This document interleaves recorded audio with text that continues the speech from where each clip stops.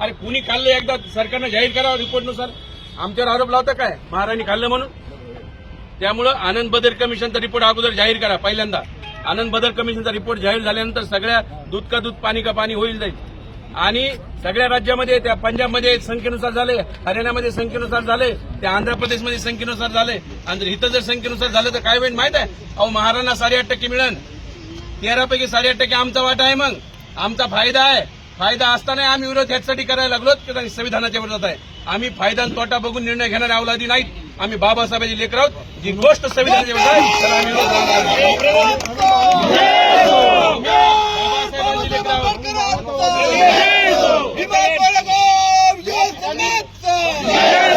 या ठिकाणी भीमा कोरेगावच्या स्तंभाला वंदन करून हा मोर्चा आता मुंबईकडे निघणार आहे. 225 किलोमीटरचं अंतर कापून या ठिकाणी हा पायी लॉंग मार्च शौर्यस्तंभ कोरेगाव भीमा या ठिकाणी पोहोचलेला आहे. कारण ज्या वेळेस जसा जसा स्तंभ जवळ येत होता तशी तशी जे चालणारे जे कार्यकर्ते होते त्यांच्यामध्ये अतिशय बेभान उत्साह आणि बेभान ऊर्जा त्यांच्यामध्ये निर्माण झाला होता.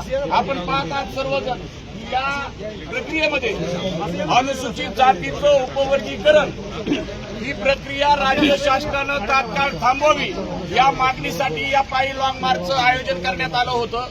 आणि आता ज्या पद्धतीनं राज्य शासन आजचा 9वा दिवस असताना देखील राज्य शासन या आंदोलनाकडे या लॉंग मार्चकडे दुर्लक्ष करत आहे. आता उद्या 10वा दिवस उजाडणार आहे.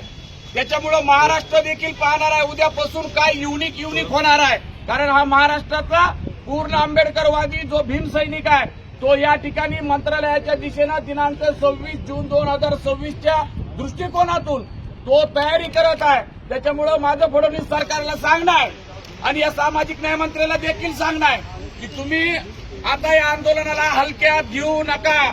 तुम्ही तात्काळ जो अनंत बदरचा अहवाल आहे तो अहवाल तात्काळ सादर करा आणि आरक्षण उपवर्गीकरणाची प्रक्रिया तात्काळ लागू करा. तुमचे मेसेजेस आमच्यापर्यंत पोहोचत आहेत की तुम्ही आम्हाला भेटायला या. परंतु आमचा लॉंग मार्च आहे. या लॉंग मार्चला कोणाचंही नेतृत्व नाही. या लॉंग मार्चमध्ये जो सहभागी आहे तो या लॉंग मार्चचा प्रणेता आहे. तो या लॉंग मार्चचा नेता आहे. त्याच्यामुळे तुम्हाला जर आमच्याशी बोलायचं असेल तर या ठिकाणी जिथं लॉंग मार्च असेल त्या ठिकाणी तुम्ही या, तुम्ही बोला. परंतु आम्ही त्या ठिकाणी येणार नाही. आणि जर तुम्ही आरक्षण उपवर्गीकरणाची प्रक्रिया तुम्ही सांगितलं 2 महिन्यामध्ये लागू करणार आहेत म्हणून, फक्त लागू करा. महाराष्ट्र अनिश्चित काळासाठी बंद केल्याशिवाय इथला हा भीमसैनिक शांत बसणार नाही.